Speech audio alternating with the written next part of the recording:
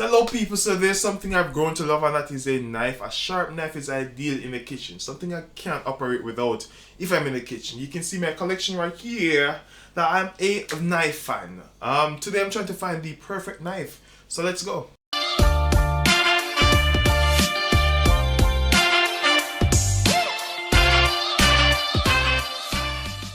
Alright guys, so I'm back. What I consider to be the perfect knife. Something big enough to cut large vegetables and meat. Also small enough to do small details and carving, separating the meat from the bone of a meat. Yeah, so I'm heading towards Jabulani, the founder of Karma Knives, and we're going to try and make the perfect knife. So I just got here at Jabulani workshop.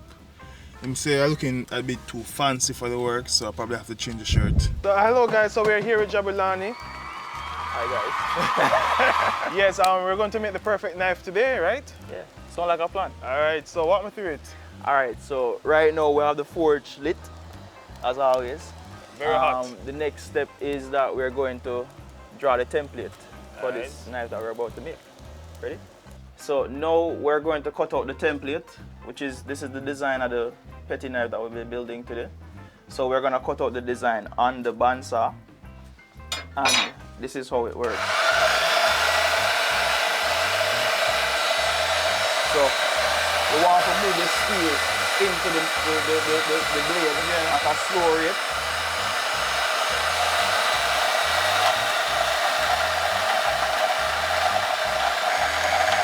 You're supposed to have this.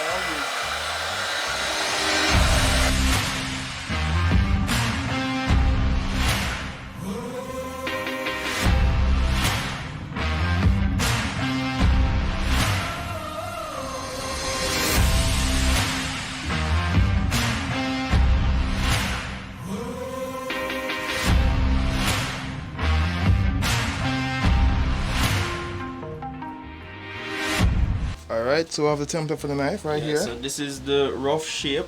So now we're going to move to the belt grinder and clean up the profile of the blade to kind of get the whole design situated and established. How this look, guys? Looking like a knife yet? Look like a natural. Can I look like a candle right here, so like a fire. Like a flame? Yeah, like a flame.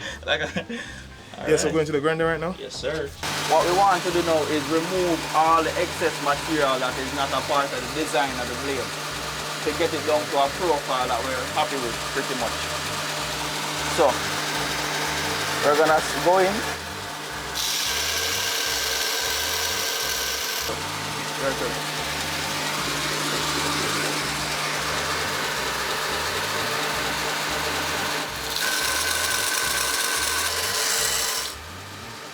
Good enough? Yeah man, that's good enough. And then we're going to flip it on the blade side and we're going to smooth up that transition. So you want to hold it in line with it. Hot. So it has to get hot. So we'll just put it in the water to cool it down? Yeah. So you want to hold it.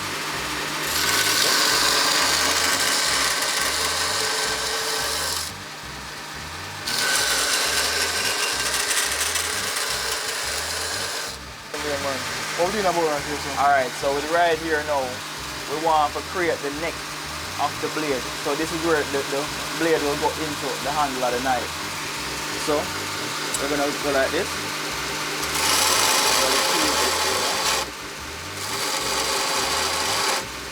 And it starts to look like a blade. Yes, alright, so we'll have this now. What's next? So we're going to use this Dremel tool to kind of clean out these places that your finger is going to go. I want a smooth transition for, cater to a comfortable grip. So you want to curve? Yeah, we want to put a curve in it. So this thing has, multiple attachments to do. Multiple jobs, obviously. Oh, that's cool. So we're going to get a carbide bit to cut the steel because honestly, it cuts the steel the best. Anyway, we get the what kind of steel is this, by the way? What kind of material? So this is high carbon steel, 1095 to be specific. The thing with this steel is that it holds freaking perfect edge. Alright. Right, and it can take abuse. That's good. You know, That's my criteria for Exactly. a perfect knife, yeah. So this steel can take abuse once it's perfectly heat treated. Alright. We're You're going gonna to do it today. Okay, Yeah. good. So before we get there though, we have to ensure that the blade is properly prepped, because once it's heat treated, everything becomes more difficult because it's, you know, the steel is hard. And where do you get access to high carbon steel? Well, I have a supplier overseas. Alright. This guy is based in New Jersey. Yeah. So I get all my steel from him, and you know. So you just import it and then Yeah. work with it. All the Alright. steel is imported because apparently we can't get high carbon In steel Jamaica? locally. Well, we can. There's a high carbon steel available, but not knife steel really. More like constructions and Yeah, welding. yeah, construction and stuff, and you know, for make machine tools and stuff. All right, so we're gonna start with grinding out the throat of this blade. So it's a very simple process.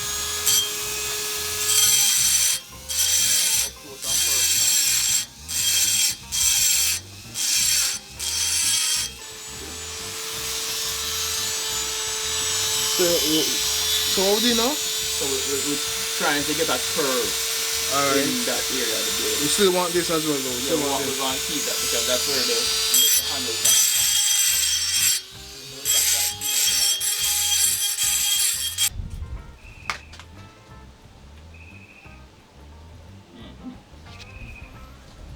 Alright, so now that we clean out that area, we are going to mark the center line on the blade so we know where to grind to and where to stop. Right, so Center line. yeah, so the blade, you know, this the cutting edge. Okay. Yeah, so we have to establish the cutting edge on the blade. Alright. I usually do it freehand, but we have this other method where I use a drill bit to scribe the center line and then, you know, start grinding. Never said that. But You don't have the drill? yeah, we have the drill bit, of course. Alright, so the drill bit is. And it will not be a straight edge across. Yeah, it's Okay. gonna be a straight line right across. Straight line, yeah. Yeah. I have a flat. So just mount the drill bit on this end.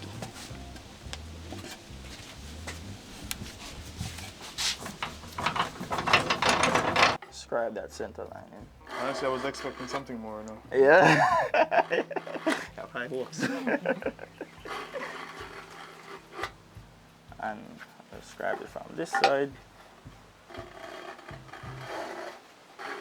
So the drill bit is the same thickness as the steel, which is why the line that it draws in it will be, you know, In the center. somewhat center. It's not that Somewhat, center, yeah. you know. But as I say, I usually do it freehand, so I'll know where the center of the blade. Or just a is. guideline. Yeah, it's pretty much just a guideline. It's not gospel. Ready? So now we're gonna grind in the center line at a 45-degree angle. No, you're going to do it. Yeah. All right, me. All right. So machine on.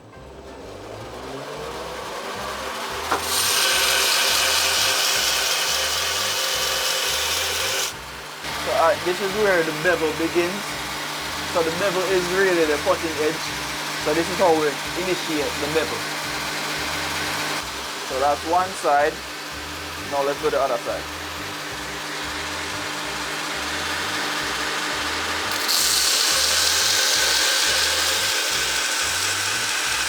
So as you can see, we're slowly eating away some material in order to get as close as possible to that center line.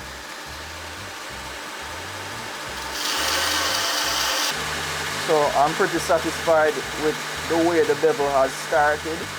So now we can move to the forge to start the heat treating process. So after we heat treat it, we'll do the finished grind. Alright. And the grind that we're gonna go with today is called a flat grind. So a flat grind is pretty much a grind from the cutting edge come all the way to the spine of the knife.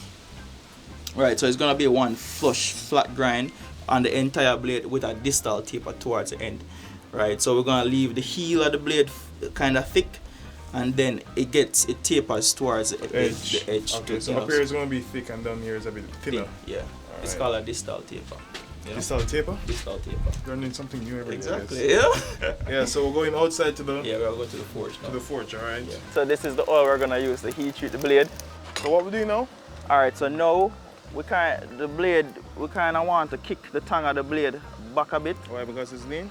Yeah, it kind of lean. I wonder who did that now. So we'll kick it back a bit. So we're gonna heat it up, and when it gets hot, we're gonna do some forging. So I want to put it in the center of the fire. So for how long we're gonna put that in? Until it gets red hot. Yeah. Alright. Well, we know. Visible. Visible, yeah. Alright. So we use, I don't have a infrared thermometer on me right now, but we use, visual aids. So when it gets to a bit red, yellow hot, that's when we know it's up to temperature, up to forging temperature and heat treating temperature. So as it is now, it's cold. The hottest part of the fire is about 1400 degrees Celsius. So it is very hot. So I'm gonna make it soak for a bit, and then we'll pull it out and do some straightening and some forging. That sounds good. Yeah. And you say how long this probably take before it get red hot? Probably about 10 minutes. 10 it depends minutes. on how much coal is in the fire. We can probably feed it some more coal, but for what we're doing looks right hot now, from here. It's good enough. Feels a bit warm. Yeah. I mean, probably the sun, but Probably the sun. I mean, you can put your hand in there. It's not that hot. Not today, not today. Not today. Yeah. Next time. Next time. Alright, cool. Alright, so we're gonna remove it because it seems like it's up. See? Wow. It's up to temperature already.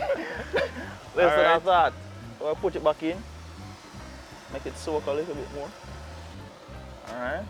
Want to make use of the heat, so we're gonna move as fast as possible to the anvil. And we're gonna kick it out. So as you can see, it's more in line or aligned with the whole shape of the blade. And we're gonna forge out the tongue. So what I'm doing is making it thinner and longer. I guess it's like Play-Doh when it's hot. Right? It moves like plastic. Yeah, so tell me, how you started this? Well, I've always been interested in making things with my hands. Whether that be art, drawing. I used to do art in high school, draw, paint, you name it, mixed media, all sorts of different stuff. And I've always been in love with the kitchen, right? So when I started engineering school, it was kind of a way to fuse the both passions, I guess. And education. And education, so the engineering knowledge with the love of cooking and love of making things with my hands. They kind of created a baby, and that's your this child. is the product. Yeah, All this right. is the child. So how long now? 4 years. 4 years. 2017. And how has it been since? It's been a journey. Trust me, it's been a learning process. I've met a ton of people. I guess it's easier now than when you just started. Yeah, because back then I didn't have as much tools as I did right now. So I was kind of going with a primitive kind of setup. The equipments were primitive, the techniques were primitive, but I've always wanted to, make better knives, and every day I learn something new. Give thanks, give thanks. Right, so we're gonna take it back out of the fire and repeat. Looks beautiful, by the way. Thank you, sir. The fire. So we want to get the tongue set up. So that part is called the tongue? Yeah, this is the part that goes into the handle. I'm going to beat it on the flat handle.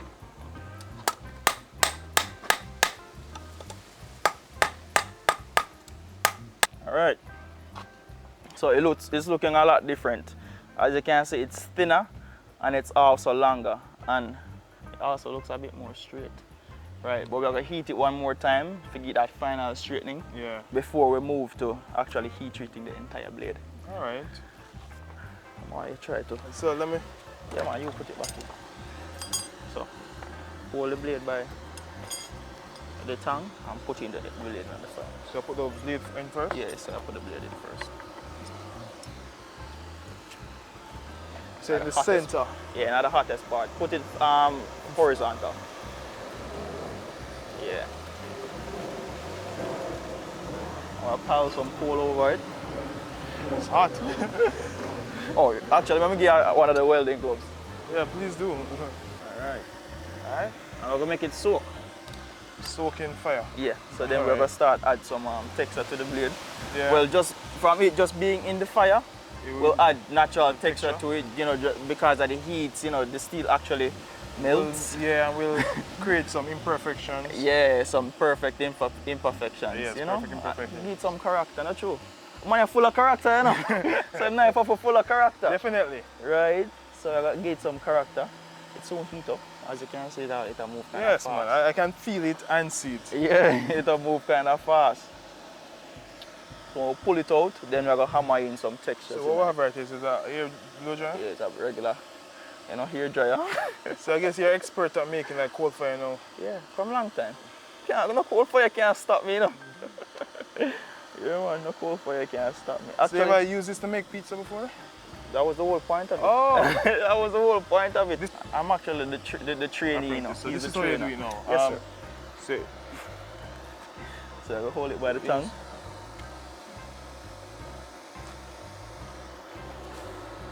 hold by the tongue. Take it off. I got this. And we're going to bring it to the hot. anvil. And we're going to add some textures to it with the peen end of the hammer. So just some love taps, you know, little texture. So I'm going to put it back into the fire for another heat. Alright. So we'll put it back in the fire. Yeah. To get hot. Then repeat. Yep. So we're going to do the same texturing process on the other side. You know, just to give it a different look. And this is what we're talking about. Just insert a picture right here. Yeah, we'll insert a picture right here. Yeah, this is what we're talking about. We didn't think Just have to imagine the whole editing process. Yeah. So how long it normally take to edit? Yeah, just keep hammering it. The steel's soft, so every hammer blow I gotta leave a indent on it. You know, just keep adding texture as we go. And this is why your knives are different from Right? others. Oh. So you just sell locally right now? Yeah, for now I sell locally, but as I say, I'm trying to get into the overseas market because that's where the real demand for these type of things are. But it's a painstaking process to get from you know, just supplying local people who want handmade knives to really getting into that overseas market. But it's worth the stress to me right now. So I'm just enduring until I can actually send knives overseas. Yes, Right. because you know, you're not just local, you need to get Exactly. international. Exactly. That's But also, how I we think grow. Jamaicans don't really appreciate knife as much as they should, you know. Yo, A that sharp is so knife true. is so That nice, is you so know. true. When you cut a tomato and just like a clean cut, satisfaction. Tomatoes not stand a chance. No. You know, no tomato is safe around here. No tomatoes. Right. Alright, so after we pull it out, then we're going to move to straightening it. Alright. Before we heat it, so we're going to straighten it on the flat Alright. angle. Still a bit warped, but nothing we can't fix. So even in the straightening process, we're adding more texture to the blade. You know? And it's all about just learning how to manipulate the steel. You know, when I just started making knives, I was afraid to forge because I was just intimidated by the whole process of it. But the more you practice it, you find out that, you know, the funner it gets, and you know, it also gets a bit easier over time. I remember the first knife I forged. I remember the first knife I made. Ugly. Okay. Still have it? No. Well, I actually have it, but it's converted to a different knife because it broke. Right, so the blade broke, so I just made it smaller. And that's a thing amongst knife makers, that knife makers don't make mistakes, we just make smaller blades. Oh, really? So whenever we make an actual mistake, we just convert the... But the buyers won't know. No. It's all just a small knife. It's just a small knife. So how long does it take to make a knife now? Like average time, like say the... So a petty knife would take anywhere from 4 to 6 hours to make, from, you know, non-stop from start to finish. You know, we're doing it right, we're doing it once, you know, cut twice, measure twice, cut once. Measure twice, cut once. You hear that, kids? Don't do drugs. Measure twice, cut once. So pretty satisfied with the straightness of the blade. The child. Yeah, you know you have Because right now I'm getting like emotionally attached Of to course. this metal right now. Of course. So it's a bit kinky, but yeah, that's the case right now. What kind of YouTube show is this? So how many knives do you have in the kitchen? Plenty. Not plenty, to be honest. Like, surprisingly not. I just really have the knives that I need. You know, most of my knives, the whole point of me making knives is to share them with people, right? When I just started making knives, I was just making knives just for the fun of it. For more experience. Exactly. It doesn't serve me if I keep them in my kitchen. That's true. You know, so all my knives are not in my kitchen right now. You know, people have them, people are enjoying them, and that's the whole point of what I do, pretty much, you know. It's for people to enjoy. So now, as you can see, it's straighter than how it was before. But if you look keenly, you'll see a bit of deviations in it, what we kind of want to get out, right? So, if we look, there's a slight curve going that way. So what we're gonna do is hammer it on this side to get out that belly. So hammer right here, the flat side, without breaking off my finger. Not much. Yeah, we just want to get it to conform, you know. Sometimes you have to beat it too. Sometimes you have to beat it into submission. Well, what was that? man, so you beat it into submission. I just go for that line. The edge kind of twisted to that side there, so usually when we have problems like that, we have a soft, get something soft, so like a block of wood. So what we're about to do now is go into the heat treating process, and that is pretty much changing the metallurgic properties of the steel from a soft state to a hardened state by heating it up to 1400 degrees Celsius and then quenching it rapidly in oil. You know, so that kind of shocks the steel. You ever cooking vegetables and you shock them. Stop the cooking process, yeah. Right, so that's what we're gonna do with the steel. And yeah. And that's why you get a hard cutting edge. Yes. That will last for a long time. Yes, and there's a difference between hardness and toughness, because after the heat treating process, steel is hard, which we don't want, because hard is relative to brittle. Yeah. And we don't want a brittle knife. It's like a tile. A tile is hard, you know about it. Yeah. So we want a knife that is tough, right? So after we harden the steel, then we're going to temper it. So tempering is the same thing, similar to hardening, except we don't heat it up to such a high temperature. We do some low heats, to several low heats to kind of relax the grain of the steel. And then when you're cooling it down, is that rapid cool or rapid slow cool? Rapid cool, all right. Rapid cool. Yeah, I did this in material science, you know, but my knowledge is not there at the moment. That's how it goes sometimes. So we're talking to the expert.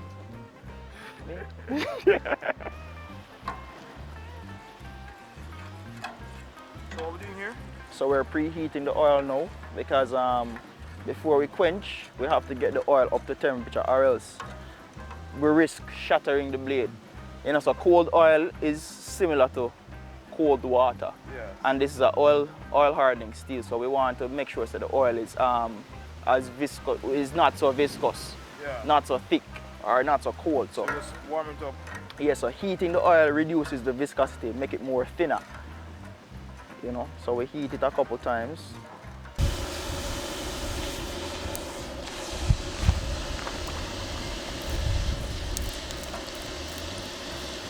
So that is the hardened blade. So this is one step closer to turning it into an actual usable knife. So now we're gonna test for the hardness. And how we do that is that we use hardness files. So we're gonna move over here. So we notice that it skates. So the blade is below 65 Rockwell hardness. So we'll move to the next file below. For this cutting knife now, what are we going for? 55 to 60, 62, 63, thereabout, right? Because it's a high precision knife, you know, it's a high performance knife, so we want to get it as hard as possible so it maintains that edge. You know, these are Japanese files, so you know I don't really know what none of this means. We're gonna clean off the scale so we can actually see what's happening on the steel to get a accurate reading from the visual aids that we're gonna use.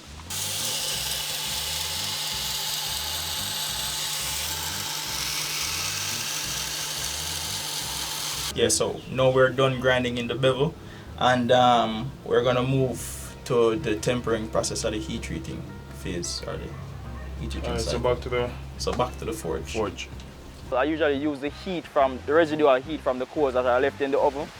They're still very hot, and they'll bring the blade up to tempering temperature, which is around 450, 430 degrees Celsius. And we're gonna do 3 tempering cycles to ensure that all of the stress that is in the blade or left in the blade from the heat treating process is completely removed.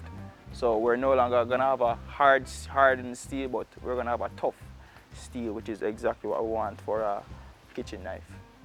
No color change as yet, but it's a slow process, and this is one of the processes that you can't rush, because this is what either makes or literally breaks your knife. We're not breaking any blades today. Kind of overheat a bit, so we'll cool it down with some oil. So this is kind of what we want.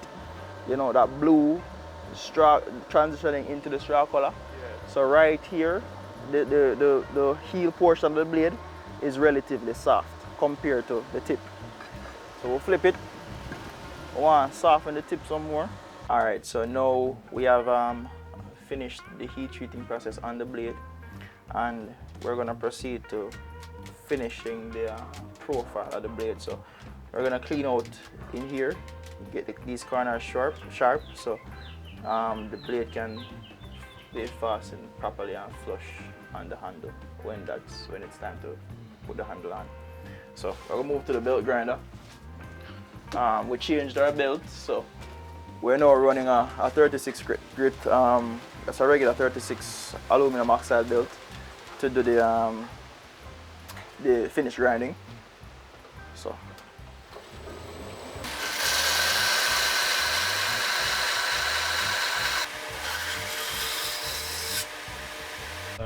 all right, so we just did a 36 grit finish on the belt, on the knife.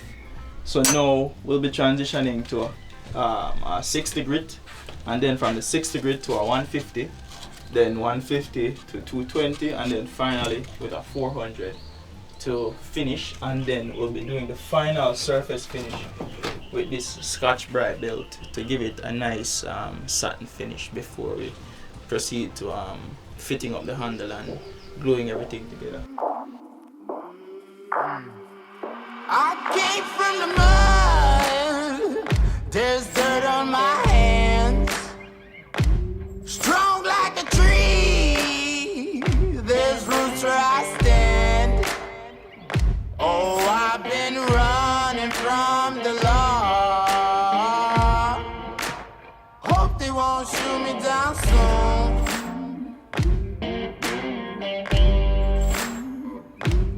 They sing on a sleepless night. Try to catch me howling at the moon.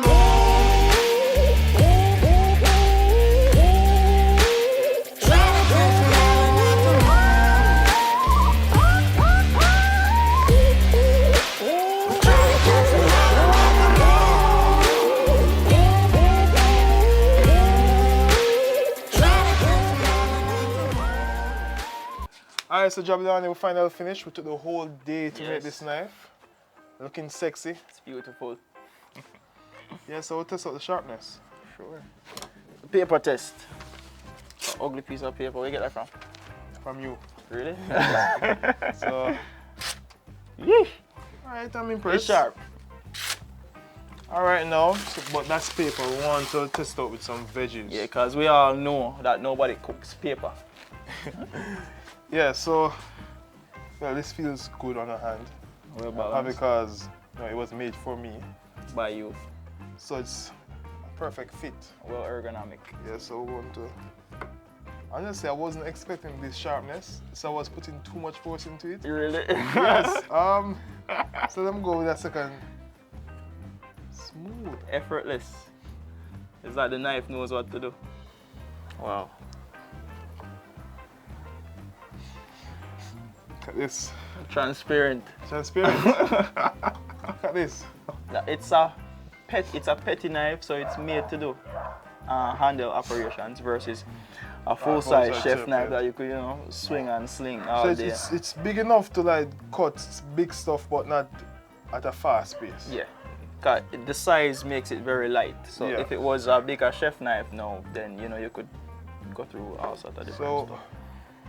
Try it with the carrots. So right now I can cut with confidence because I know that the knife will go straight through the vegetable under my hands. You want carrots? It's dirty, you know.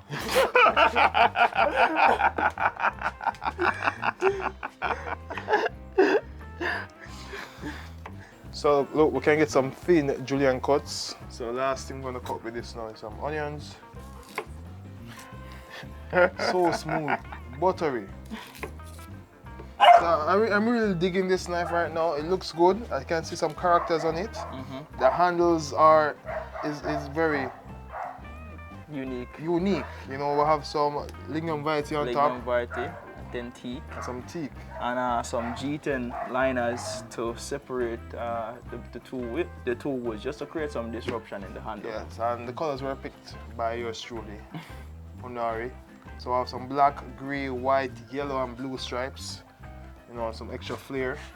But yes, I'm liking this knife. I'm going to use it in my house and test it out. And then, you know, work it in my list of knives. Yes, sir. So, yes, I think I'm going back to my kitchen now to prepare some delicious meals. Yeah. But thanks for anytime guiding me in making this, I would say, perfect knife. It fits my hand perfectly. Sharpness is good. Tell me, how can I maintain this knife? Alright, so seeing that it's a high carbon steel knife, you want to keep it dry when it's not being used, and on top of keeping it dry, you want to keep it oiled. Right, I'd recommend using mineral oil because it doesn't oxidate, so it doesn't get sticky over time, so it maintains that same finish. But over time, the knife will develop a natural patina because it's a high carbon steel, but it's, you know, when the knife starts to develop that patina, it's nothing to worry about because the patina actually helps to prevent rust. So it's a protective barrier that the knife naturally develops to protect from, you know, rust that you don't want on your knife. So you're saying that I should treat it like how I treat my cast iron, you know? Yes, pretty much. You know, so keep it. Season it. Well, it will season itself when it starts to develop that patina. Okay. Right, I'd recommend cutting acidic foods like onions, tomatoes, stuff like that that will cause the steel to react. Over time, as I say, it will develop a natural patina on its own. Or you could force the patina by using mustard. Mustard? Yeah, mustard. Mustard sauce? Yeah, like regular yellow mustard. Yeah, mustard is very acidic. You can use mustard to force the patina. Oh. Yeah, most of my knives are finished. I do a mustard finish on them. So it gives it a nice this knife means a lot to me right now. You should. I want to shake your hand, sir. Thank you, sir. No, this is actually my baby. So no one will use this but me. Yes. Where we can find you on social media? Alright, so I have an Instagram page, karma_knives on Instagram. Or you can reach me on my website at karmaknives.com. Yeah, alright. That's it. Yo, the knife look nice, huh? Yes, bro. Give me now. Like a small chef knife, petty knife? Yeah, it's a petty chef. Petty chef. I'm not a petty chef though, but it's a petty chef knife. Yeah. But yeah, that's it for this week's episode. It was nice. You know, I learned a new skill. I'm a bladesmith now. So address me by my title now. Thanks to Thank you, bladesmith Jabulani. Yes, sir. It was nice being here. I spent the whole day making knives, my hand dirty. I'm tired right now. But yeah, until next week Sunday, thanks for watching. Remember to like, share, and subscribe. Hello people, so I'm back in the kitchen. So I started this episode because I wanted to find the perfect knife. But at the end of the day, I found out that there's no such thing as a perfect knife. A knife that can do everything. They usually sell knives in a set because one knife can't do everything. So they have a cleaver, bread knife, chef knife, petty knife, carving knife, just because each knife is good at a specific job and not one knife is good at everything. Yes, well, I made a knife that I like, my first knife. It fits my hand perfectly. While I was making it, I ensured that the handle has a good fit for my large hands. But yes, this is a tough, sharp knife that it'll be a staple in my kitchen. I'll be using it very often. But yeah, that's it for this week's episode. Thanks for watching.